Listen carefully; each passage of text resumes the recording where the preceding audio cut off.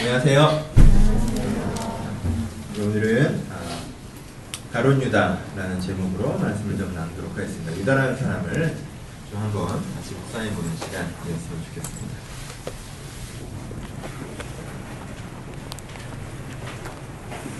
설교전 기도 시간에 내가 너무 열심히 기도를 하면 안 되는데 나 오늘 받을 은혜를 다 받아서 감정 전환이 잘 안 되네. 이렇게 다른 얘기를 하면서 좀 시작해보죠. 평가적인 부모가 있습니다. 그렇죠? 아이에게 평가적인 부모. 평가적인 부모의 패턴은 뭐죠?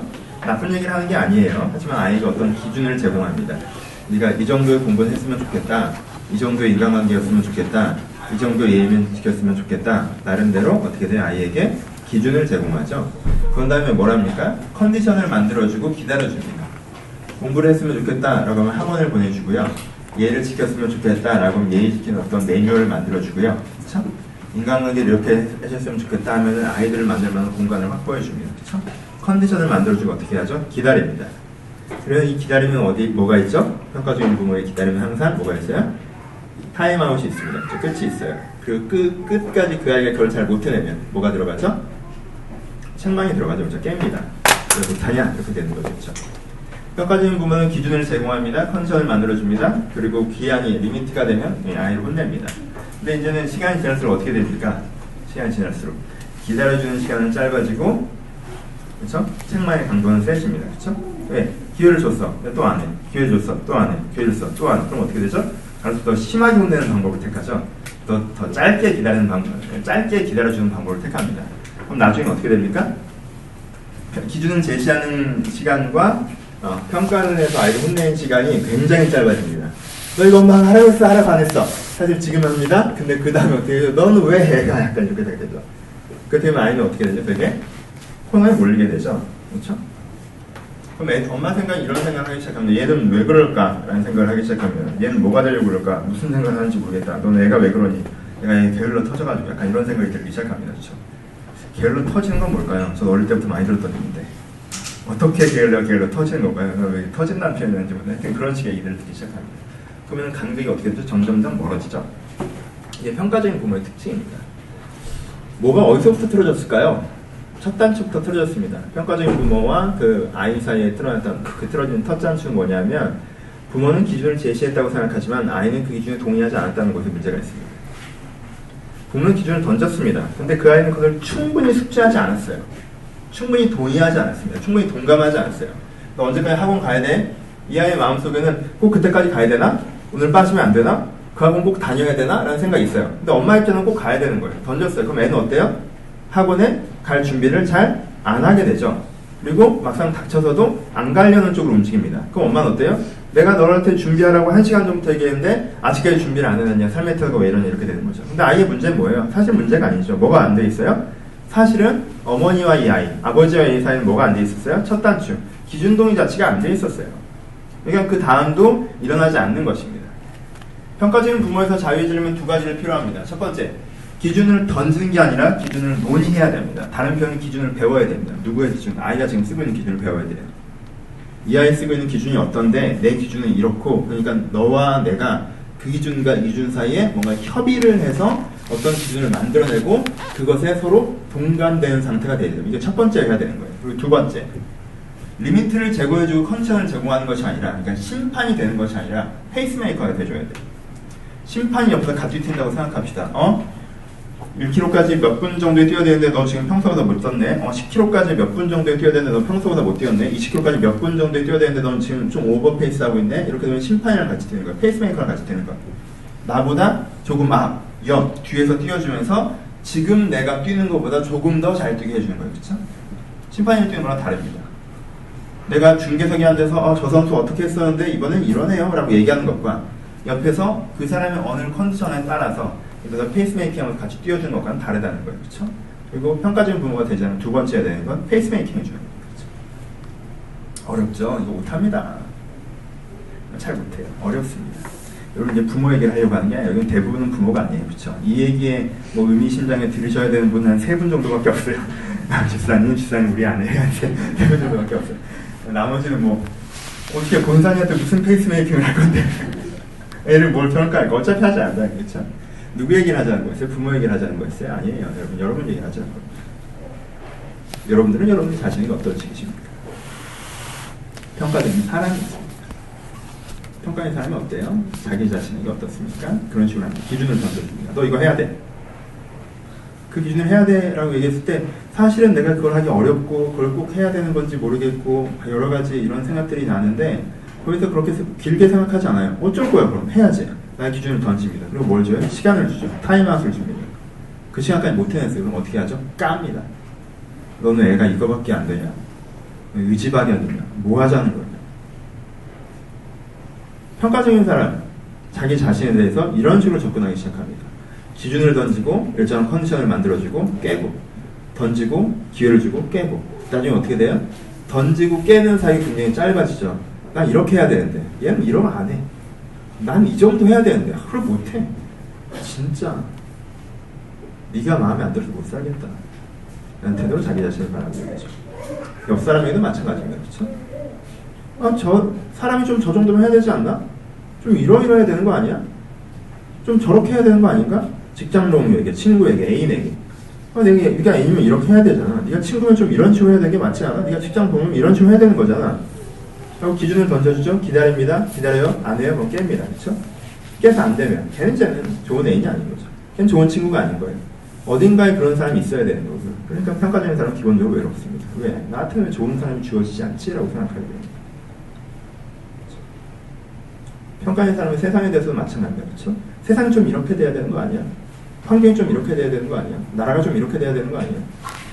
젊은 세대에게 좀 이런 기회들이 제공돼야 되고 인생이 좀 이렇게 펼쳐져야 되는 거 아니야? 세상에 대해 평가적입니다. 그런 세상이 안 오죠? 그러니까 어떻게 돼요? 억울합니다. 평가의 사람은 기본적으로 항상 억울합니다. 왠지 나한테는 기회를 주지 않는 것 같고 나한테 부당한 걸 경험하게 하는 것 같고 나한테 공평하지 않은 것 같고 억울합니다. 그래서 평가인 사람은 기본적으로 자기 자신한테 화가 나 있고 다른 사람들과 관계에서 외롭고 세상을 볼 때 억울하게 이 세 가지 감정이 내면 가운데 깔리게 되어 있습니다. 얼마나 힘들까? 나를 보면 화가 나고 주변을 보면 외롭고 세상을 보면 억울하고 그러니까 여기서 기독교인인 경우에는 어디로 넘어가요? 깔끔하잖아요. 우리는 또 하나님은 나한테 왜 이러실까? 하나님 왜 나를 이렇게 만드셨어요? 왜 하나님 나한테 좋은 사람들을 보내주지 않으세요? 하나님 왜 나한테는 인생의 기회를 주지 않으세요? 그러면서 나를 사랑하신다고요? 도대체 이해되지 않는데요. 여러분들은 평가적인 사람인 경우에 평가적인 부모가 됩니다. 주변 사람들이 힘들어져요. 그렇게 된 이유는 뭐 어렵지 않습니다. 그렇죠? 우리는 어디에 살고 있어요? 평가적인 세상에 살고 있습니다. 여러분 직장 상사 기준을 던져주긴 하나요? 기준이나 던지고 깼으면 좋겠는데 그냥 뭉얼거렸어. 그냥 왜 뭔 말인지 못 알아들었어. 근데 갑자기 너 이거 안 해놨니? 안 해놨지. 네가 뭉얼거렸잖아. 뭐 어떻게 하는지 가르쳐줘야 될 거 아니에요. 그거 가르쳐줘. 아무도 안 가르쳐줘요. 그리고는 이렇게 던지면서 깨져. 여러분들 여자친구는 어떻습니까? 잘못했어? 잘못했지. 왜 잘못했어? 잘못한 이유를 몰라? 기준을 던지란 말이야. 이유는 알게. 그렇죠? 기준도 던지지 않고 일단 깨요. 어렵죠? 우리 부모님들도 자주 우리에게 평가적이셨고요. 우리 친구들도 쟤랑은 잘 맞네? 쟤랑은 잘 안 맞네? 쟤는 안 되겠다. 좀 빼. 걔 있으면 나도 안 갈 거야. 걔는 뭐가 이래서 안 돼. 그냥 이렇게 해보니까 뭐가 아닌 것 같아. 어느 정도 친구 사이에도 괜찮은 인격을 표현해야 되고 이성 사이에도 이성적인 매력을 풍기는 법을 배워서 그 매력을 지속적으로 풍겨놔야 되고 사람들이 보기에도 어떤 유능한 내 모습을 치장해서 그것을 해내야 되고 사회에 대해서 제시하는 어느 정도 일정 기준들을 맞춰서 살아가야 되며 부모 보기에도 자랑스러운 자녀의 기준을 지켜내야 됩니다. 이렇게 평가적인 인생에 던져져 있으면 내가 어느 정도 이상 평가적이 될 수밖에 없는 구조가 있다는 거죠. 그래서 한국 사람들은 어느 정도 이상은 평가적입니다. 좀 밑에 있는 원고였던 것 같은데 이렇게 울어서 그런지 좀 슬픈 분위기로 가는 것 같은데 이게 편자적인 사람. 그래서 평가적인 사람의 내적 풍경은 어떻게 돼요? 여러분 이 사람이 나쁜 사람을 생각하지 마십시오. 평가적인 사람은 최소한 세속적인 사람은 아닙니다. 그렇죠? 남에게는 막대하고 나에게는 관대하고 이런 사람 아니에요. 평가적인 사람은요, 자기에도 관대하지 않습니다. 그러니까 평가적인 사람은 기본적으로 진리의 사람이에요. 기준의 사람입니다. 맞는 건 맞아야 되고 맞으니까 돼야 되고 이런 생각으로 살아가는 사람이에요. 평가적인 사람은 기본적으로 기준의 사람입니다. 그리고 평가적인 사람의 또 하나의 특징은 뭐냐면요, 굉장히 사람 좋아 보이는데 굉장히 냉정합니다. 막 웃고 재밌게 얘기하고 막 이렇게 그래 막 그러다가 얘가 갑자기 목사님 힘들어요 그러잖아요. 그럼 갑자기 얼굴을 딱 붙이고 야 인생이 그런 게 아니야. 너 정신 똑바로 차려. 나 어떻게 살아가는 줄 알아? 헤쳐나가야 돼. 이런 식으로 딱 돼요. 굉장히 다정한 것 같은데, 굉장히 깔끔한 것 같은데, 굉장히 매너 좋은 것 같았는데 일면 되게 인간관계에서 냉정한 인면을 보입니다. 그리고 평가적인 사람은 자기 자신에게 두 가지 감정을 갖고 있습니다. 첫 번째는 자기 스스로 불쌍하게 생각하는 자기 연민을 갖고 있어요. 아무도 날 이해해주지 않고, 아무 나를 인정해주지 않고, 아무도 날 있는 그대로 사랑해주지 않고, 아무 나를 받아주지 않고, 너무 내가 불쌍해요. 자기 연민을 느낍니다. 근데 또 한 마음은 어떻게 해요? 내가 너무 마음에 안 들어요. 나한테 독하게 얘기해요. 너는 왜 그거밖에 안 들어? 너는 왜 똑바로 못하고? 이게 사람 잡습니다. 내가 너무 불쌍한데 내가 너무 한심해. 불쌍한 건 한심해야 되는데 내가 너무 불쌍한데 내가 너무 한심해. 두 가지 감정을 자기 자신에게 동시에 느끼고. 평가적인 사람은 환경의 영향을 많이 받습니다. 환경이 이러니까 어떻게 해봐야겠다라는 제3의 생각을 하지 못합니다. 환경이 이래. 일이 이렇게 됐어. 그러니까 이렇게 될 수밖에 없는 거야. 이런 젠장. 다른 측면이 있을 수도 있는데 이렇게 풀어나갈 수도 있지 않을까? 이런 기회가 있을 수 있을 거야. 라는 어떤 기회의 사고방식. 죽이는 생각이 아니라 사는 생각을 잘 못합니다. 왜요? 있는 그대로를 보고 결정을 내리기 때문에 그렇죠. 평가하는 사람의 눈에는 뭐는 보여요? 이게 새싹까지는 보입니다. 하지만 씨앗은 보이지 않아요. 가능성의 범주는 얘기하지 않습니다. 씨라도 나왔어야 돼. 이게 뭐라도 이렇게 초록색이 땅에서 뚫고 나왔어야 여기서부터 카운팅을 하는 거지. 땅 속에 뭐가 있어야 얘기하지 않아요. 그러니까는 많은 씨앗들은 없는 걸로 취급당합니다. 그게 다른 표현으로 이 사람은 창의적, 가능성, 기회의 사고, 사는 생각들을 하지 못하게 만든다는 것입니다. 평가적인 사람들은 나쁜 사람이 아니에요. 오늘은 가룟 유다 얘기를 하려고 합니다. 좀 다른 얘기겠지만 얘기를 끊고 돌아봅시다. 유다라는 사람, 나쁜 사람이죠, 그쵸? 우리한테 유다라는 사람은 그냥 나쁜 사람은 평가가 끝났습니다. 별로 좋게 보이지 않습니다. 사단의 첩자였고요. 대표적인 악인이고요. 예수님의 12제자에 침투해서 예수님을 팔아먹을 그런 사명을 띠고 몰래 침투했다가 3년을 기다려서 예수님을 팔아먹은 어떤 사단의 과업을 달성한 사탄의 대행자 같은 이미지로 우리는 가룟 유다를 기억합니다. 그렇죠? 유다의 죽음을 보고 우리는 오늘의 본문을 읽으면서 우리 많은 사람들이 느끼는 생각들이 마치 잘 죽었다라는 패턴으로 이 본문을 보는 경우들도 있는 것 같습니다. 그래, 예수님을 팔아먹더니 결국 자살하고 배가 터져서 죽었구만. 하지만 그건 좀 공평하지 않다는 생각이 들지 않습니까? 우리는 성경 인물들을 볼 때요, 기본적으로 그렇게 보지 않았습니다. 그렇죠? 성경 인물들을 볼 때 그 인생의 마지막 장면 그 전체를 재단하지 않았습니다. 다윗의 마지막이 성공적이었어요. 그렇죠? 역대기에 보면. 그렇다고 해서 다윗의 중반부의 그 살인과 간음 사건 우리가 과장을 시작하면서 빼고 이 없는 사건처럼 인식합니까? 그렇지 않죠. 사울의 마지막 장면은 좋지 않았어요. 그렇죠? 하지만 우리가 사울의 마지막 장면이 좋지 않았다고 해서 그 인생에 어떤 가능성을 갖고 있다는 것, 그가 좋은 출발을 보였다는 것, 처음엔 은혜로운 사람이었다는 것들은 전혀 평가하지 않고 원래 그는 사단의 존재였다고 얘기합니까? 그렇지 않죠. 사울의 인생이나 다윗의 인생, 성경에 나오는 어떤 인물을 볼 때도요, 우리는 그 인생 전반을 보는 시야를 유지합니다. 그렇죠? 사울이 사실은 다윗 같은 삶을 살 수 있었던 사람이나 어떠한 인생의 맹점 때문에, 어떠한 인생의 실수들 때문에, 그것들을 제대로 자기가 컨트롤하지 못하는 것들 때문에 결국 이런 기회의 삶에서 이런 삶으로 몰락한 부분이 있었다. 우리가 이런 부분에서 주의해야 되고, 이런 부분에 배워야 되고, 이런 부분 나를 닮은 부분도 있고, 이런 부분 내가 고쳐야 되는 부분도 있구나 라는 식으로 접근하지 않습니까? 물론 유다에게도 그런 페어한, 공평한 시각이 필요하다는 것입니다. 유다 인생을 전체로 좀 다시 봅시다. 얘는 나쁜 놈, 나와 상관없는 놈, 성경에서 악인, 그냥 사탄의 본체, 이런 식으로 예수를 팔아먹은 놈, 이런 식으로 가지 말고 유다의 삶 자체를 한번 다시 봅시다. 이 사람의 문제는 뭐였습니까? 이 사람의 가능성은 또한 뭐였습니까? 가룟 유다의 출발은 멋있었습니다. 그렇지 않습니까? 유다라는 사람은요, 많은 학자들이 표현하기에는 열심당원이었다고 표현합니다. 우리 식으로 얘기하면 독립운동가였던 거죠. 그 사람은 돈을 좋아하고 생활에 빠진 세속적인 사람이 아니었습니다. 인생의 어떤 가치는 기준을 들어도 그런 건 그런가 보다라고 얘기하고 많은 사람이 아니었어요. 그럼 예수님을 처음부터 따르지도 않았겠죠. 그렇죠? 이 가룟 유다의 머릿속에서는 기본적으로 이 세상에 대한 의구심이 있었습니다. 폭력적인 로마 정권, 가짜 왕인 헤롯이 진짜 왕이냐 분봉한 노릇을 하고 있는 것, 그리고 형식과 허례에 빠져있는 그 바리새인들, 세상을 구성하고 있고 나를 앞지하고 있는 사원들에게 얼마나 개판인지에 대해서 가룟 유다가 인식하고 있었어요. 그 사이에서 대충대충 현실을 살아가는 일반 대중들은 대충 살아가고, 바리새인들은 형식주의에 빠져있고, 로마가 우리를 압제하고 있으면 가짜 왕이 왕노릇하고 있는 이 부조리한 현실을 보면서 사는 게 다 그런 것이라고 얘기해버리기엔 이 사람은 순수한 사람이었습니다. 이게 이렇게 되면 안 된다고 생각했던 사람이에요. 그리고 그는 열심당원이 되었습니다. 열심당원이 무엇입니까? 로마의 정권과 이 구조가 바뀌어야 된다고 뭔가 액션하던 사람들이었어요. 열심당원은 목적의 수단을 정당화시키는 경향은 있었습니다. 그쵸? 일정한 로마의 군인들에 대한 테러나 총독들에 대한 테러들이 있었기 때문에 목적의 수단을 정당화시키는 맹점이 있었다고 얘기합니다. 하지만요, 이것은 우리한테는 그렇게까지 설득력 있지는 않아요. 왜? 사실 우리 독립투사들도 목적의 수단을 정당화시키지 않았습니까? 안중근의 논리가 뭐였죠? 피차역에서 사람을 쐈습니다. 근데 왜 살인이 아니에요? 왜? 우리나라는 전시니까. 그렇죠? 아니, 사람들 모인 데서 도시락 폭탄을 던졌어요. 왜 우리는 그 사람이 의사이고 열사입니까? 왜? 우리는 전시니까. 전쟁 중이에요. 적군을 죽인 거예요. 적군에게 공격한 거고. 그때 우리는 이걸 테러라고 부르지 않고요. 독립운동이라고 부르고, 그 사람들은 이 일본에 대항해서 우리 앞에 일본군에 대항해서 싸우는 군인이라고 불렀던 거예요. 그렇죠? 우리는 그 사람들을 폄하하지 않습니다. 그런 뜻이에요. 지금 로마가 뭐 하고 있어요?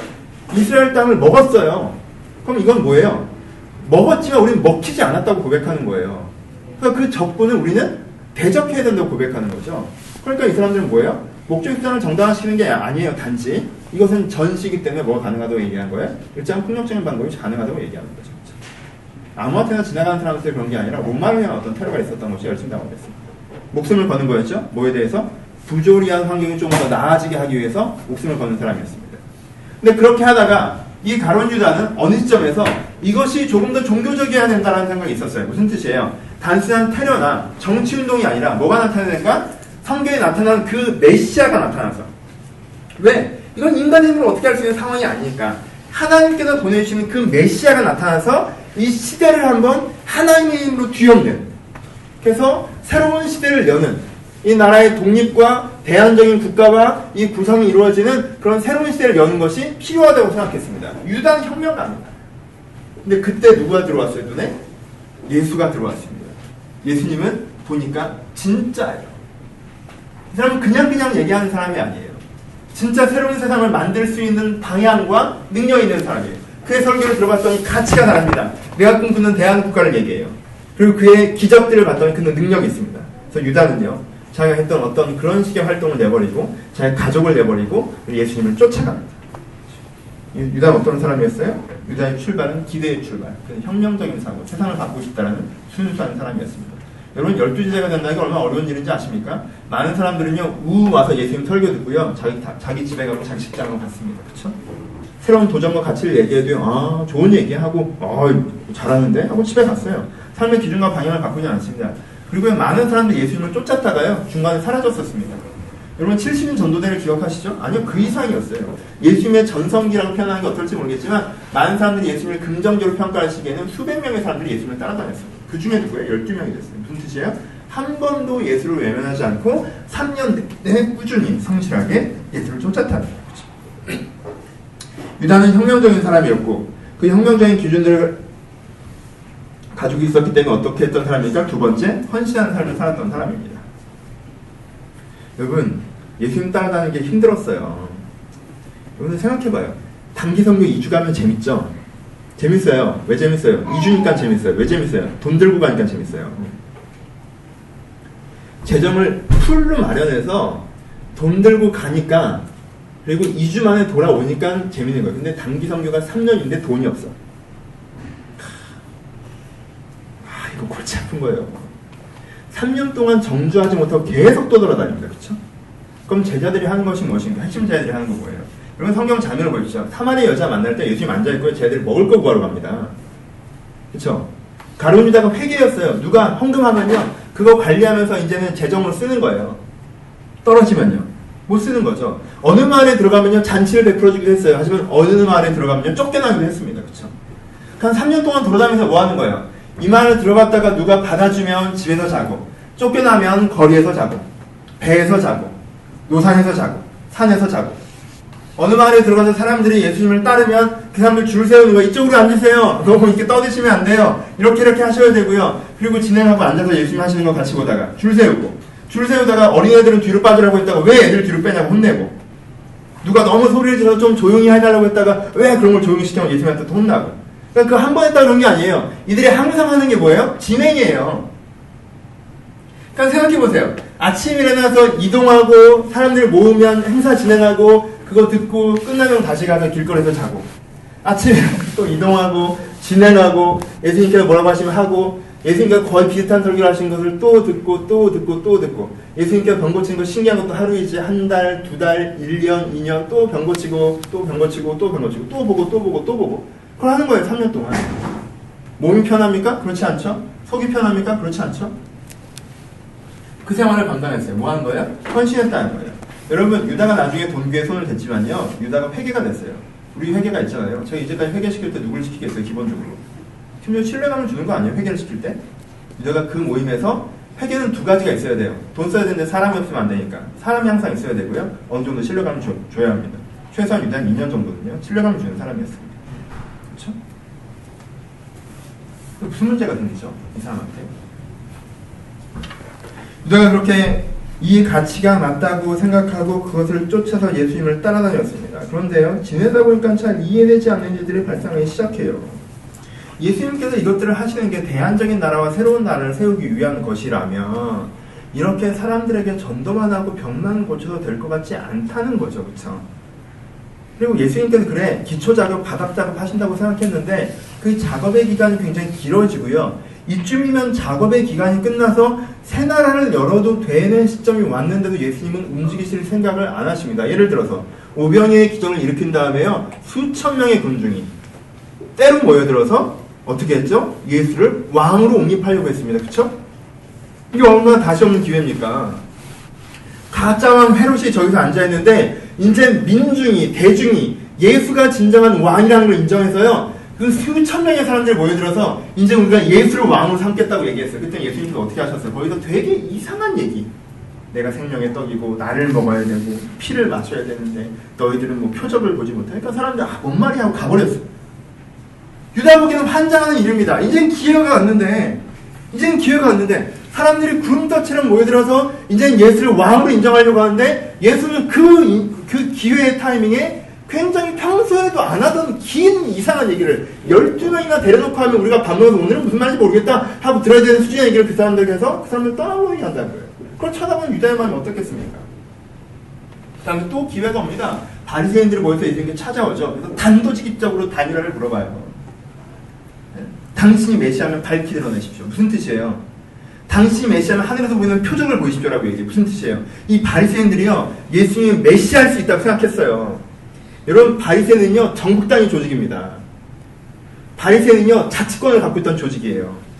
여기서 예수님이 죽은 사람 살리는 거 그런 어려운 거 안 해도요 풍랑을 잠자는 그런 어려운 거 안 하고요 그냥 하늘에서 불꽃 하나가 쫙 떨어져서 팡 하잖아요. 그럼 게임 끝이에요. 그럼 바리새인들이 무릎을 딱 꿇고 당신이 메시아입니다 그럴 거예요. 그러면요 정국당의 조직이 나를 지원하는 거예요. 종교 세력 전체가 예수가 메시아라고 생각하는 거예요. 예수님이 똑똑해요. 그렇죠? 동네에서 3,000명 데리고 5,000명 데리고 해봐야 뭐가 중요해요? 전국 조직이 필요한 거잖아요.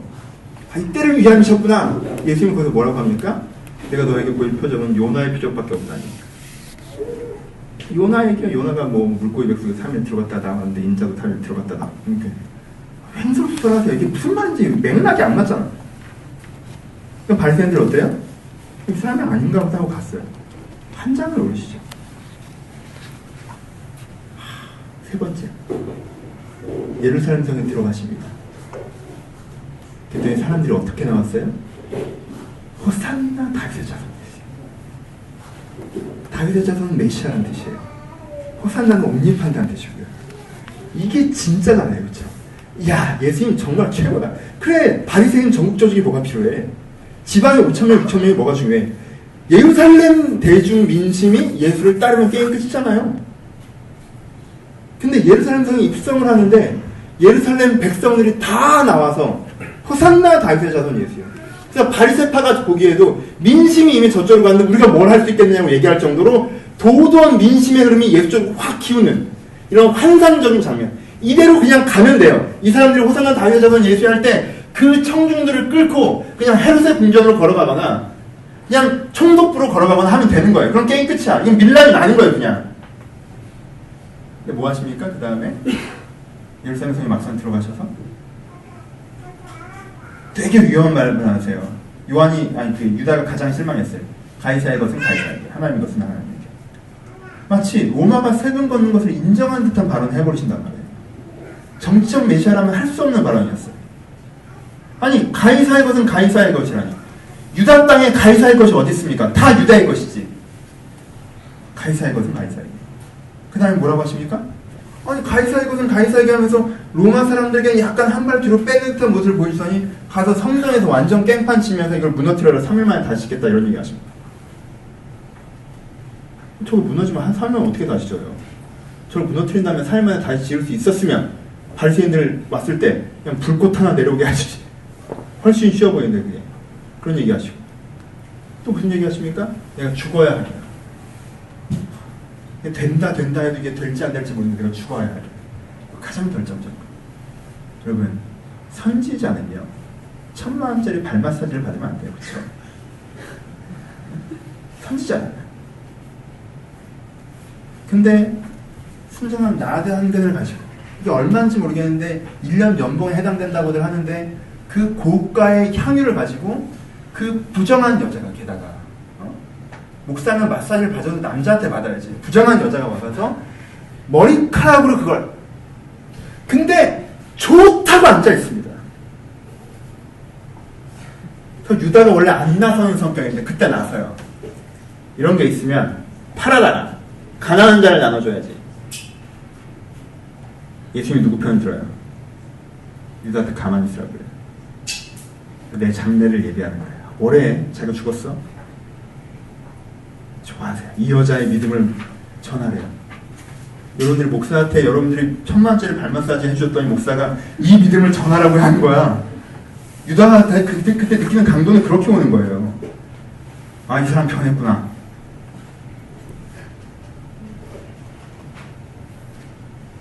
유다가 느꼈을 그 배신감이 상상이 되십니까? 난 분명히 예수가 세상을 바꾼다고 생각해서 따라다닌 건데, 난 예수가 새로운 세상을 연다고 해서 따라다닌 건데, 이 사람은 새로운 세상을 열 생각이 있나? 아니, 새로운 세상을 열 생각이 없으면 나한테 말을 했었어야 될 거 아니야. 다른 부자 청년 따라오라고 할 때는 뭐 이렇게 얘기를 했잖아. 다른 서기관들이 따라오라고 할 때는 따라오지 말라는 식으로 얘기했잖아. 난 이것 때문에 따라가려고 한 거였는데 나한테는 따라오라며. 얘기를 했었어야지. 나랑 생각이 다르면. 배신감이 느껴져요. 그 다음에 뭐가 찾아옵니까? 분노가 찾아오죠. 뭐에 대한 분노예요? 난 3년간 뭘 위해서 고생을 한 걸까? 내가 3년간 들였던 그 수고와 노력과 노고와 열정, 난 도대체 뭘 한 걸까? 그리고 또 하나의 분노. 그럼 내가 그때 느꼈던 환희는, 내가 3년간 내가 희망이 있고 꿈이 있고 비전이 있고 이게 이루어지겠지라고 들떴던 그 모든 환희는 다 가짜였나? 이게 제일 큽니다. 내가 그때 느꼈던 꿈은 다 가짜였나? 유다는 이쯤 되면요, 자기 분노 때문에 큰 도전을 받게 됩니다. 그렇죠?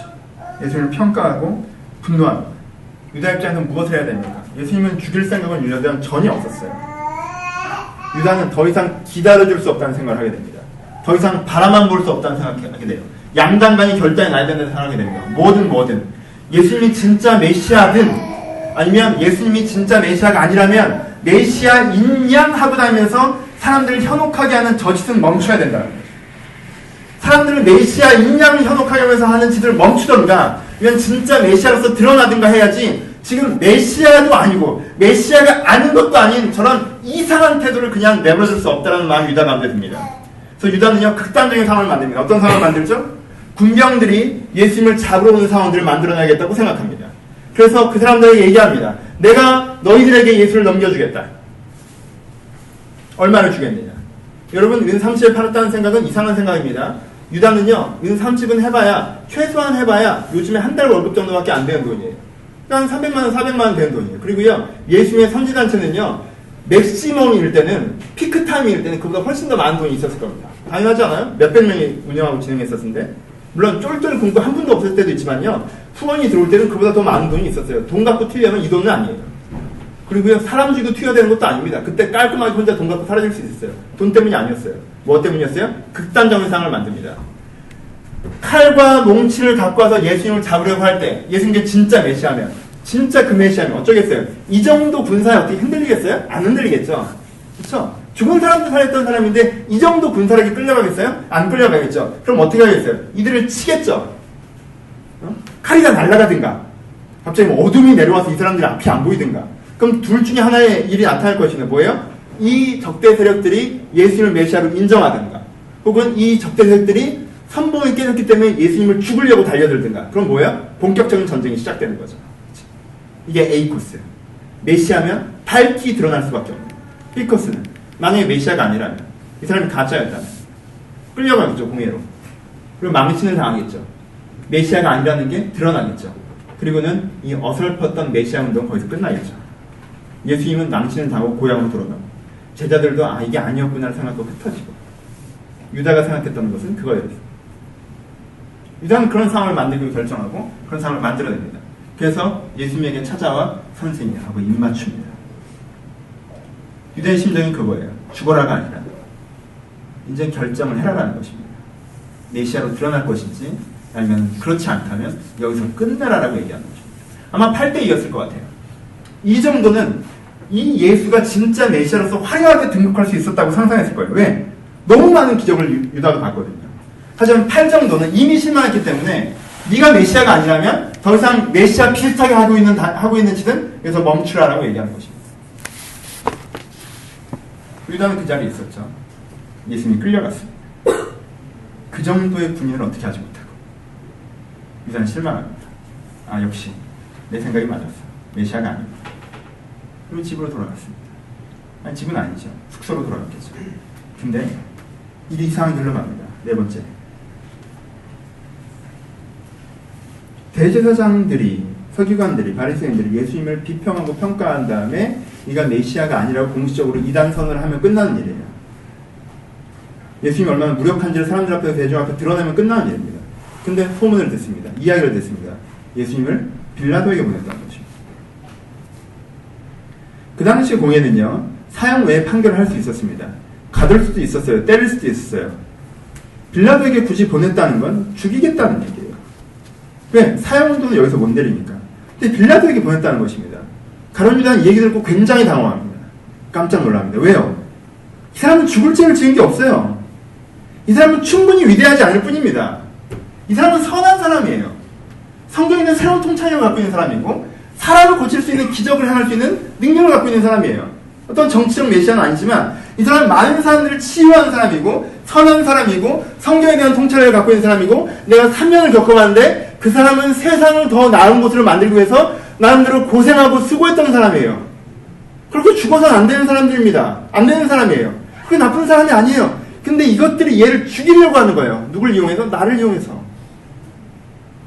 이건 당황합니다. 찾아갑니다. 그 사람 의인이라고 얘기합니다. 난 이러려고 했던 게 아니라고 얘기합니다.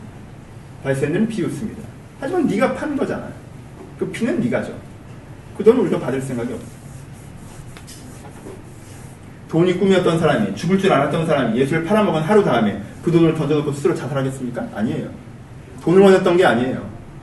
유다는 이 흐름이 멈추던가 이 흐름이 제대로 가던가 둘 중에 하나를 원했던 거예요. 멈추고 끝났으면 되는 일이었어요. 하지만 그가 죽게 됐습니다. 어떤 사람이? 선한 사람이. 그래서 자기가 모셨던 선생님. 그리고 자기 자신은 어떻게 됐어요? 은삼집에 3년을 모셨던 선생을 팔아먹은 사람이 되어버렸어요. 자기는 어떤 사람이 됐어요? 3년 동안 가족처럼 살았던 사람들을 도망자로 만든 사람이 됐어요. 자기는 배신자가 돼버린 거예요. 유다가 얼마나 착한 사람인지 아십니까? 유다는요, 죽음으로 그 책임을 지려고 결심합니다. 아, 예수가 곧 사형당하겠구나. 예수가 오늘을 넘기지 못하겠구나. 예수가 죽어갈 때 내가 살아있을 수는 없다. 그가 죽기 전에 내가 죽어야 한다. 내가 잘못 선택했으니 죽음으로 책임지겠다. 유다는요, 난 죽일 의도가 없었는데 바리새인들이 그런 거야 라고 핑계할 만큼의 천박함이 없었습니다. 난 다 몰라, 난 그냥 고향으로 내려가서 살래 라고 해버릴 정도의 세속성이 없었어요. 그렇게 하기에 그는 기준으로 살아온 사람이었습니다. 그렇게 하기에 그는 가치지향적인 사람이었어요. 그래서 자기가 자기 자신을 평가합니다. 넌 잘못된 선택을 했고 지금 죽어야 한다. 그리고 죽습니다. 우리는 유다의 죽음을 어떻게 받아들여야 될까요? 유다라는 사람을 우리한테 바로 이해되고 있습니까? 유다는 돈을 모아서 예수를 팔아먹었던 것이 아닙니다. 돈 모았던 사람이 하루 만에 것들을 던지고 밖으로 나가겠어서 자살하겠습니까? 아니에요. 그렇지 않아요. 만 24시간이 되지 않아서 그렇게 하는 게 돈 모았던 사람을 볼 수 없어요. 돈 괴로 훔쳤다고요? 예, 그렇습니다. 유다는 회개로 있으면서 공국을 횡령했습니다. 근데 횡령해서 뭘 했을까요? 최소단 13명의 단체 생활을 하는 길거리에서 자고 노숙을 하는 삶에서 그 횡령해서 뭘 했을까요? 엄청나게 맛있는 걸 먹었을까요? 엄청나게 큰 집을 샀을까요? 대박이 났을까요? 아니에요. 그냥 공급을 좀 자기 개인적으로 유용한 거예요. 정말 큰 돈도 아니었을 것입니다. 그래요. 공급이 유용일 수 있죠. 하지만요. 그 당시에 요한과 베드로는 뭐하고 있었죠? 서로 탑이 누구냐? 누가 좌의정이냐? 누가 우의정이냐? 권력의 정점에 누가 설 것인가? 이 얘기하고 있었어요. 유다가 돈을 탐했다면 그들은 권력을 탐했습니다. 그때 젤레의 수준이 그랬어요. 유다는 단지 돈만을 보고 예수를 따랐던 사람은 아닙니다. 그는 이상주의자였어요. 그는 혁명가였습니다. 그는 기준이 있던 사람이고요. 그는 그 기준에 헌신했던 사람이고요. 자기가 뭔가 잘못되면 죽음으로 책임지는 사람이었습니다. 우리가 생각하는 것처럼 천박하거나 죄악되거나 악한 사람은 아니었습니다. 우리가 상상하는 것보다 더 멋있는 사람이었고요. 우리가 상상하는 것보다 더 바른 사람이었습니다. 근데 유다에게 한 가지 문제가 있었어요. 유다는 너무 평가적인 사람이었습니다. 유다에게는 단 한 가지 문제가 있었어요. 유다는 굉장히 평가적인 사람이었어요. 이것이 그의 인생을 뒤집니다. 지나치게 평가적인 사람이었기 때문에 자기가 갖고 있는 기준 위에 새로운 기준을 배우려고 하질 않습니다. 다른 사람도요, 맨 처음에 정치적 메시아라는 생각으로 예수를 따랐었어요. 다른 제자들. 그쵸? 근데 다른 제자들은요, 예수님을 따르면서 생각이 조금씩 변해가기 시작합니다. 왜요? 예수님께서 더 큰 그림을 제공하셨기 때문에 그렇습니다. 그쵸? 처음에 따랐을 때는 유다라는 그 유대인이라는 한 민족, 유대라는 한 국가, 이 한 나라의 구원을 생각했는데 예수님께서 뭘 얘기하세요? 이거보다 더 큰 그림, 모든 인류에 대한 얘기를 하시죠. 인간 본질에 대한 얘기를 하시고요. 인간 구원에 대한 얘기를 하십니다. 그렇죠? 그러니까 사람들은 계속 완전히 이해하지 못해서 충돌합니다. 난 요만큼 보고 왔는데 예수님 나보다 큰 얘기를 하시는구나. 저 얘기가 어렵다. 이해하기 힘들다. 그게 무슨 얘기일까? 라고 생각합니다. 왜요? 그 사람들은 예수님에게 뭐가 있었어요? 배우려는 태도가 있었어요. 예수님이 자기보다 많이 알고 있다고 생각했습니다. 평가하지 않습니다. 배우려고 합니다. 근데 이 유다는 어떻게 했어요? 왜 저런 얘기를 해? 지금은 이런 얘기를 해야 될 텐데. 평가합니다. 누구의 기준에 따라서? 내 기준에 따라서. 그래서 예수를 3년간 따라다녔어도 유다의 사고방식은 전혀 변하지 않습니다. 여러분, 맨 마지막에 예수님을 극단적인 상황으로 몰아넣는 거예요? 이미 얘기했죠? 열심당원들은 목적인 수단을 정당화합니다. 그렇죠? 이건 배신하는 게 아니에요. 어떤 극단적인 상황을 통해 역사에 물꼬를 뜨려고 하는 거예요. 그러니까 그렇게 할 수 있는 거예요. 목적인 수단을 정당화하니까요. 난 이런 목적을 갖고 있었으니까. 이게 뭘 보여줍니까? 이 가룟 유다의 사고방식이 처음 따라가기 시작할 때보다 전혀 변하지 않았다는 걸 보여줍니다. 왜요? 배우려고 하지 않아요. 3년 동안 매일같이 그 얘기를 들으면서도 이 사람 머릿속에는 들어가지 않았습니다. 왜요? 그 얘기들을 평가하지, 배우려고 하지 않기 때문에 그렇습니다. 이 두 번째 특징. 유다는 누굴 평가합니까? 결국은 자기 자신도 평가하게 되죠. 자기 자신도 평가하게 돼요. 넌 잘못된 선택을 했어. 그러니까 책임을 져야 돼. 베드로처럼 실망하고 좌절하고 예수님께 죄송하다고 고백하고 울고불고 매달리고 없어요. 내가 잘못했어? 그럼 죽으면 되지. 그래? 내가 실수했어. 내가 책임질게. 넌 잘못했어. 그러니까 그렇게 해야 돼. 길게 가지 않습니다. 평가해버려요. 결정해버립니다. 자기 목숨까지도. 유다의 문제는요, 여러분들이 우리가 많이 오해하는 건 뭐냐면, 이 텍스트의 가장 핵심이 뭐냐면요, 유다의 문제는 탐욕의 문제가 아니라는 거예요. 우리는 자꾸 그런 식으로 몰고 갑니다. 유다의 문제는요, 신비주의적 영성에 대한 문제가 아니라 사단에게 사로잡힌 그런 것을 얘기하는 게 아닙니다. 유다의 문제는요, 오만함의 문제입니다. 내가 갖고 있는 기준, 이게 맞아요. 그리고 그 기준이 적용돼야 돼요. 예수한테도, 세상한테도, 나한테도. 배우려고 하지 않고, 바꾸려고 하지 않습니다. 그래서 유다라는 이상주의자예요. 유다라는 진실한 사람을 인생의 극단으로 몰고 갔던 이유입니다. 그가 무능했습니까? 그가 무지했습니까? 그가 악했습니까? 아니, 그렇지 않아요. 여러분, 태도 하나가 잘못되는 것이 인생을 어디까지 몰고 갈 수 있나를 보여주는 것이 유다입니다. 여러분, 유다가 좀 달랐으면 어땠을까요? 유다는 좀 다른 사람이었다면요. 유다가 그 3년 동안 예수님께 좀 배우고자 하는 마음이 있었다면요. 자기는 유대 독립이라는 작은 그림을 보지만 예수님은 세상 그림이라는 큰 그림을 보는 거예요. 난 1, 2, 3, 4만 보고 있지만 예수님은 0.1, 0.2, 0.3, 0.4까지 보고 있다는, 내가 틀린 것은 아니지만 유대의 구원도 포함되는 것이지만 그보다 훨씬 더 큰 그림을 예수가 갖고 있기 때문에 그것을 배워나가는 것이다라고 그가 듣는 귀가 열렸다면 어땠을까요? 3년 동안 그가 변했겠죠. 이해되지 않았을 때라도 다른 제자들과 같이 다락방에 숨어서 무슨 일이 벌어지고 있는 건지 좀 알고 싶다라는 겸손함으로 그 마음과 심령을 지킬 수가 있었겠죠. 그럴 수 있지 않았을까요? 하나 더, 유다가 자기 자신에게 그렇게 평가적이지 않았다면, 예수님을 그런 생각으로 팔았다고 칩시다. 예, 그런 생각으로 팔았어요. 예수님이 그런 식으로 내몰았습니다. 근데 예수님께서요, 잡혀가고 돌아가십니다. 그때 예수가 죽기 전에 내가 죽어야 된다고 생각하지 않고 자기 자신에게 조금만 기회를 줄 수 있었다면, 큰 기회 아니라 며칠 더 살아보는 기회를 줄 수 있었다면, 그래서 제자들이랑 같이, 제자들의 모임에 같이 가서, 야, 이 새끼야, 막 이렇게 욕을 해도 그 욕을 다 듣고 미안하다, 난 이렇게 될지 몰랐다, 이럴 생각이 아니었다. 제자들이 유다를 때려 죽였겠습니까? 지들도 도망갔었는데, 예수님을 3번이나 저주했었는데 같이 거기에 쭈그리고 앉아 있었겠죠. 난 왜 그랬을까? 예수님은 왜 돌아가셨을까? 아, 난 왜 저주했을까? 나 정말 이거밖에 안 되는 인간이구나. 베드로랑 나랑 아니어도 그런 얘기 하고 있지 않았겠어요? 그러다가 부활하신 예수님을 만나.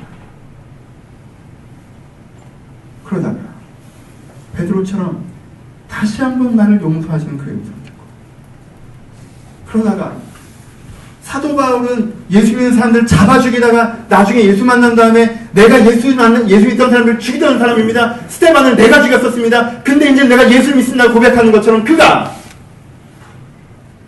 내가 예수를 팔았던 사람, 내가 은삼치게 예수를 팔았던 사람, 근데 내가 이 불하신 예수를 만나 내가 그 은혜를 경험했음이라고 고백한 12제자 중에 하나로 살아갈 수 있지 않았을까요? 그리고 그렇게 10년, 10년, 30년을 살아내다가 어느 날 베드로처럼 인생의 후반부에 자기의 생명을 이젠 주님께 드릴 때가 되어서, 아, 내가 예수를 팔던 자인데 이젠 내가 주를 위해 죽을 수 있다, 주님께 영광을 돌린다 하면서 베드로처럼 십자가에 거꾸로 매달려 죽거나 다른 어떤 아름다운 순교자로 기록될 수 있지 않았을까요? 유다에게 그런 기회가 없었습니까? 아니, 있었습니다. 유다는 그렇게 살 수 있었습니다. 유다를 보면서 느껴야 되는 우리의 감정이 뭔지 아십니까? 여러분, 느껴야 되는 우리의 감정은 저 사단의 새끼 같은 것이 결국은 죽었다가 아니라 인생의 가능성을 품고 있었던 저 사람이, 더 위대한 인생을 살 수 있었던 저 사람이, 인생에 누구나 실패와 좌절과 잘못된 선택들을 경험해 나갔는데 내 인생의 실패와 실수와 좌절된 어떤 잘못된 경험들 속에서 자기 자신에게 지나치게 평가적이기 때문에 그 3일을 견디지 못하고 그 일주일을 견디지 못하고 그 1년을 견뎠다면 하나님의 인생을 살 수 있었던 그 사람이 그 잘못된 자기 극단적인 선택으로 말미암아 초라한 인생을 정말 맞이하는 것 된 것이에요. 안타까움을 가져야 돼요. 우리가 유대의 죽음을 바라보니까 되는 감정이 많은 것입니다. 유다에는 3가지가 없었습니다. 첫 번째, 그는 배우고자 하는 태도가 없었습니다. 내가 이미 다 알고 있다고 생각했습니다. 여러분, 인생은 세상에서 많이 알고 있다고 생각되십니까? 그런 시기가 와요. 고3 때 한 번. 고3은 자기가 세상에서 많이 아는 줄 안다. 대사 때 한 번. 아, 요즘은 3학년 때. 왜? 4학년 때는 세상의 거침을 너무 알게 돼요. 입사 3년차 때 한 번. 결혼하고 애 초등학교쯤 보내면 한 번 또 와요. 뭔가 교육에 대해서 하는 거. 애 대학 보내면 한 번 또 오겠죠. 사람은 언덕에 한 번씩 서면요, 자기가 세상에 쓰게 많이 한 것처럼 생각해. 괜찮습니다. 수고했으니까. 거기서 잠깐 쉬고 또 이어지는 고갯말을 올라가야 되거든요. 정상을 향해 걸어가야 돼요. 왜? 난 세상에 대해서 많이 알지 못하니까. 인생에서 다 알지 못하니까. 근데요, 거기에 진을 치는 사람들이 있어요. 이미 세상의 진리를 깨달은 것처럼. 모든 걸 알게 된 거죠. 누구처럼? 가룟 유다처럼. 이 나라, 이 민족, 이 현실, 그래서 필요한 선지 공동체의 의미까지 그는 이미 다 알고 있었다고 생각했습니다. 그 하는 게 틀린 건 아니었어요. 초라하고 좀 부족한 것이죠. 그는 그 틀리지 않고 부족한 알을 통해서 깊은 알로 갈 수 있었어요. 가지 못했어요. 처음에 없었던 그에게는 자기가 다 알지 못하는, 배우고자 하는 태도가 없었던 게 첫 번째 없었던 것입니다. 두 번째, 그 어떤 두 번째는 기회를 주는 태도가 없었어요. 자기 자신에게 혹은 다른 사람에게. 왜 그는 3년의 그 밤에 자기가 예수에게 줄 수 있는 모든 기회를 줬다고 생각했을까요? 그가 마지막 타이밍을 만들어낸 건 더 이상 예수에게 기회를 줄 수 없다는 생각이었기 때문이었습니다. 왜냐면 그 다음 날 예수에게는 3년의 기회를 줬으면 왜 자기에게는 24시간의 기회도 주지 않았을까요? 왜 예수보다 먼저 죽어야 된다고 생각했을까요? 왜냐면 그것을 던져놓고 달려나가자마자 그는 목을 매달았을까요? 그는 자기 자신에게 기회를 주지 않는 것에 익숙했습니다. 세 번째, 가장 근본적인 이유, 그는 나보다 많이 알고 계신 하나님, 선하신 하나님, 나에게 항상 기회를 주신 하나님, 인자하신 하나님, 선하시고 인자하신 그 하나님과의 인격적인 신뢰가 없었습니다. 유다에게 기독교는 가치관이었어요. 가룟 유다에게 유대는 그냥 세계관이었어요. 그냥 가룟 유다에게 이 유대교, 기독교는요, 그냥 시대정신이었어요. 신념이었고, 인격이 아니었어요. 그는 자기 철학, 자기 기준, 자기 가치로서 종교를 받아들였습니다. 살아있는 하나님, 나보다 더 많이 하시고, 나에게 지금도 기회를 주고 계시고, 내가 그분께 배워나가야 하며, 내가 그분을 통해서 다시 한번 기회를 얻어야 하며, 그 하나님을 향한 인격적인 신뢰, 그에게는 그것이 부족했어요. 그는 그 3년 동안 예수가 한 얘기들을 정보를 얻었지, 예수가 한 얘기 속에 담겨있는 그 하나님의 음성, 하나님의 인격성을 제대로 만나지 못했다는 것이 그의 문제였다는 것입니다. 결론으로 갑시다. 여러분은 평가적인 사람은 아닙니까? 혹시 평가적인 사람이십니까? 어떠십니까? 나에게 분노, 나는 마음에 안 들고, 사람들에게 실망, 사람들은 좋은 사람들이었고, 세상에 대한 원망, 내 인생에 기회가 없는 그 세 가지 함 중에 빠져 계시다고 생각하십니까? 혹시 이 세 가지가 평가적인 사람의 특징인데, 평가적인 사람이어서 그렇게 느껴지는 것은 아닐까요? 여러분들은 여러분 자신에게 기회를 주고 계십니까?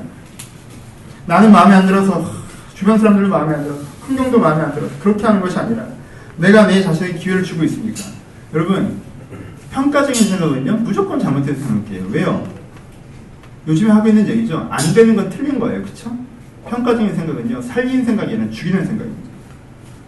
정치가 이렇고, 사회가 이렇고, 내 인생이 이렇고, 주변 사람들이 이렇고, 이렇게 돼야 될 거 아니야? 저렇게 돼야 될 거 아니야? 저렇게 돼야 될 거 아니야? 예, 다 맞는 얘기예요. 평가적인 사람들의 문제는요, 태도에 있지 정보에 있지 않습니다. 맞는 얘기예요. 틀린 얘기 아닙니다. 근데 뭐에 문제가 있어요? 태도에 문제가 있어요. 왜? 그런 식으로 다 얘기하면요, 정치인들 다 없어져야 돼요. 그런 식으로 다 얘기하면요, 나라 망해야 돼요. 그런 식으로 얘기하면요, 내 인생에서 끝이에요. 그런 식으로 얘기하면 나 그냥 이러고 살아야 되는 거고요. 그쵸? 죽이는 얘기는요, 틀린 얘기입니다. 왜요? 잘 되자고 하는 얘기잖아요. 살려고 하는 얘기잖아요. 제대로 되자고 하는 얘기잖아요.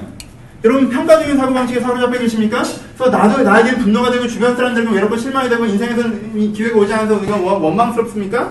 여러분들 먼저 여러분들 그 관점이, 그 태도가 결국은 그런 논리들이 여러분들을 아무것도 하지 않고 가만히 있게 만들고 있다고 생각하지 않나요? 그럼 그 논리가 나에게 진리일까요? 함정일까요? 우리들은 굉장히 위험합니다. 우리는 가론유다처럼 목을 매달지 않을 수 있지만 자주 우리 자신을 평가해버립니다. 내면적인 죽음을 만들어버리죠. 어떻게 해요? 아, 내 인생이 그냥 이런가 보다. 내 신앙은 그냥 이런가 보다. 그냥 나는 안 변하는 건가 보다. 해봤는데 안 되더라. 이래서 안 돼. 그럼 그 다음에는요? 어떻게 하실 겁니다?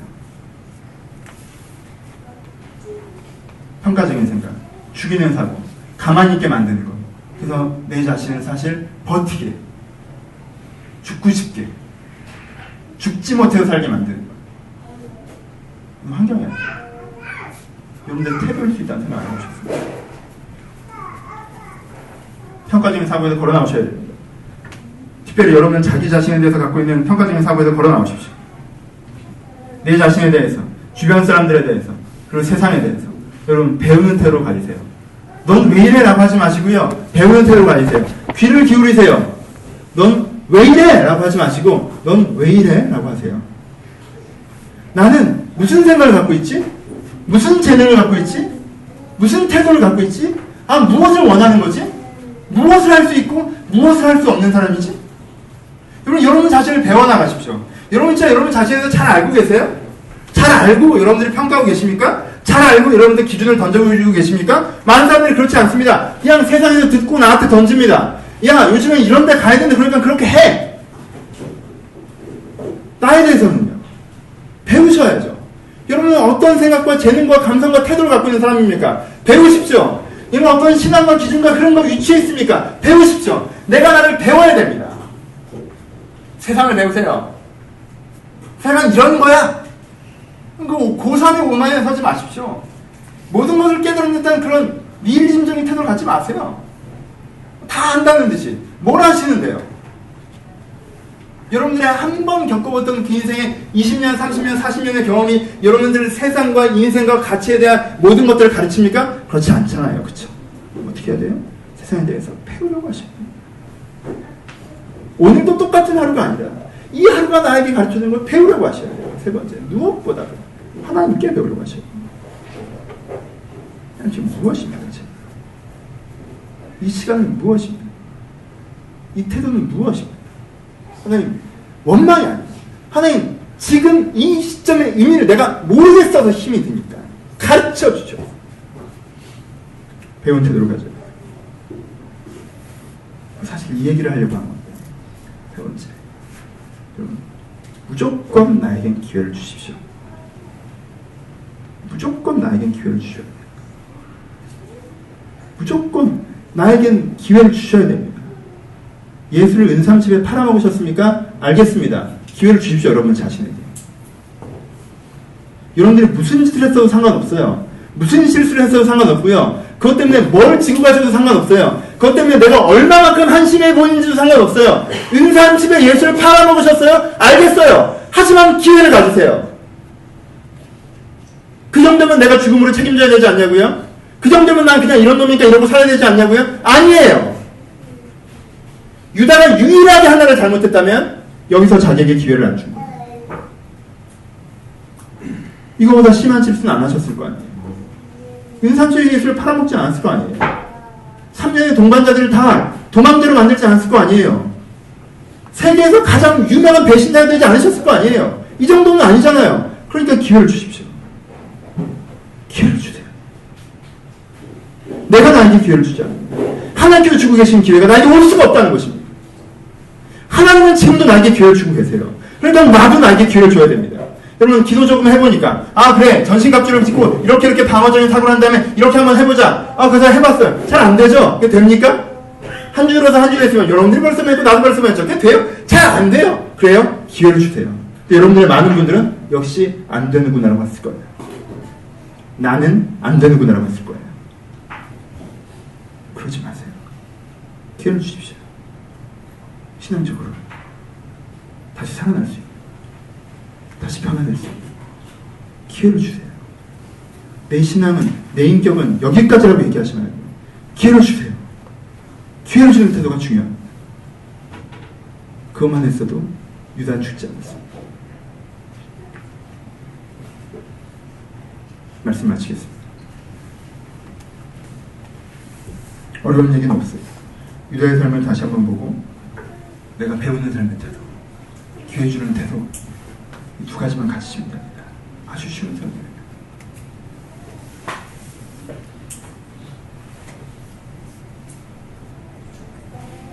전 이 설교를 준비하면서 꽤 많이 울었습니다. 아까도 예배 전에 기도하다가 괜히 설교를 다시 한번 떠올리다가 눈물이 좀 나는데, 전 지금도 이 생각을 되게 막 가슴이 먹먹해. 왜냐면 이 사람이 너무 이해가 돼요. 너무 이 사람이 이해가 돼요. 이 애가 지가 똑똑한 애야, 이게. 나쁜 애 아니에요. 이 지가 똑똑한 애예요. 그리고요, 인생의 대부분의 애들은요, 자기 똑똑함을 어떻게든 해결하고 온 사람이에요. 나름대로. 넌 이렇게 하자, 저건 저렇게 하자. 내 생각에 맞는 기준을 세우고, 이렇게 해보고 저렇게 해보고 온 거예요. 이건 사람들은 다 이렇게 똑똑해요. 내가 나름대로 기준을 갖고 있고요, 내 기준대로 어떻게 내 인생을 풀어왔어요. 근데요, 풀어오다가 벽에 부딪힌 거죠. 이 사람이 되게 많이 이해가 돼요. 옛날 저를 보는 것 같아요. 그때 내가 그냥 철자였구나, 내가. 하나님과 인격적인 소통 이런 게 아니라, 신뢰와 격려 이런 게 아니라, 이게 맞고 이게 틀리고 세상 이렇게 되고 그렇게 만들어보자, 할 수 있어. 그냥 자신감 있고 이렇게 하면 되잖아.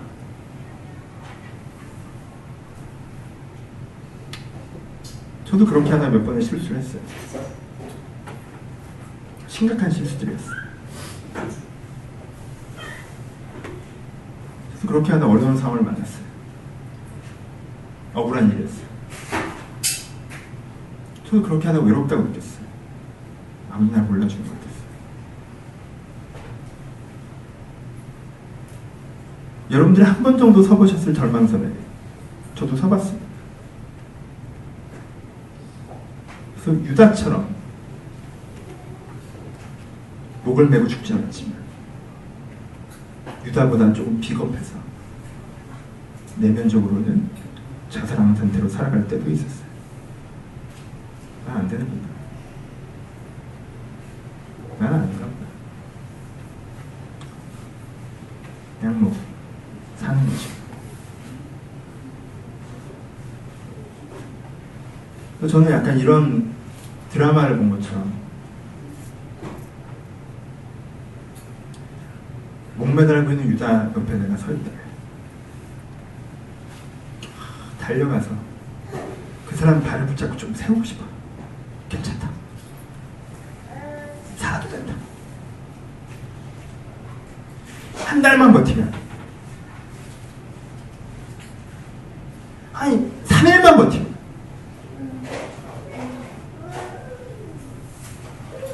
넌 진짜 다른 삶을 살 수 있다. 전 그게 너무 아까워요. 3일만 버텼으면 다른 삶을 살 수 있던 사람, 40일 뒤에 성령세를 받았으면 다른 삶을 살 수 있던 사람. 스테반을 죽인 거나 예수를 판 거나 뭐가 그렇게 다릅니까? 왜 바울에 대한 열광을 이렇게 이 사람을 비난합니까? 전 이 사람에 대한 안타까움이 있습니다. 여러분들 기회를 주십시오. 기회를 주세요. 죽은 것 같은 내면으로 살지 마시고 내가 마음에 안 들고 좋은 사람들이 없고 세상이 좀 억울해. 난 나에게 기회를 줍니다. 하나님이 나에게 기회를 주고 있기 때문에 그렇습니다. 제가 성경에서 보는 가장 슬픈 죽음 중에 하나입니다. 근데 사람들이 이 죽음을 비웃어서 더 슬픕니다. 유다의 죽음 비웃지 마시고 하시고 이 죽음으로 가르쳐 줄 거야. 내가 죽으면서 우리가 가르쳐 줄 거야. 인생의 기회를 줘야 된다. 하나님 지금도 나의 기회를 주고 계시다는 고백이 너희 삶 가운데 있으시길 주님 이름으로 축복합니다. 기도하십시오.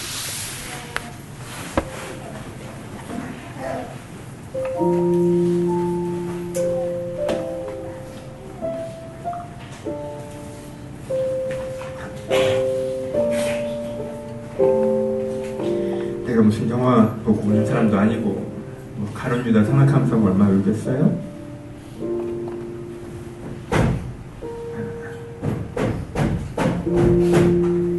여러분들 생각해서 울 거겠죠. 기회를 주십시오. 괜찮아요.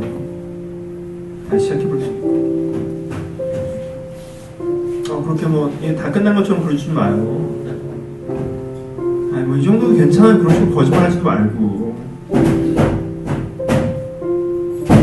잘 될 수 있다고 생각하고 기회를 주셨으면 좋겠습니다.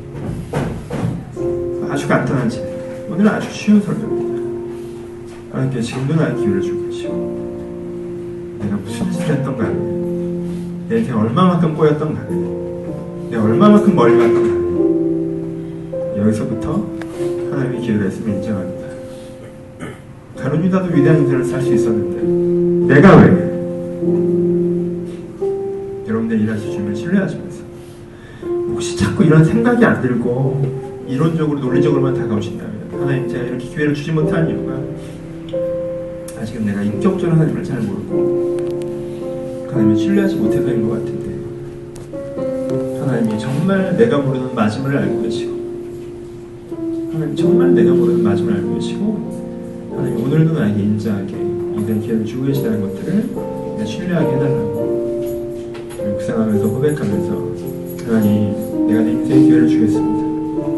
인생이 다 이런 것처럼 죽은 영혼으로 살지 않게 하시고 내가 인생의 기회를 주게 하여 주옵소서. 내가 주님 하나님을 몰라서 그러는데 내가 좀 하나님 인격적으로 알아서 얼마만큼 나를 가르치시고 얼마만큼 나를 사랑하는지 내가 좀 깨닫게 하여 달라고 한 번만 묵상하며 고백하며 통성하며 자유롭게 기도하기를 소원합니다. 기도하겠습니다. 하나님 아버지, 하나님 아버지, 때때로 삶이 왜 이렇게 안 풀리는지 이렇게 되면 안 되는데 자꾸 이렇게 되는 것들 때문에 원망스러울 때가 있음을 주 앞에 고백합니다. 하나님, 사는 게 왜 이렇게 외로운지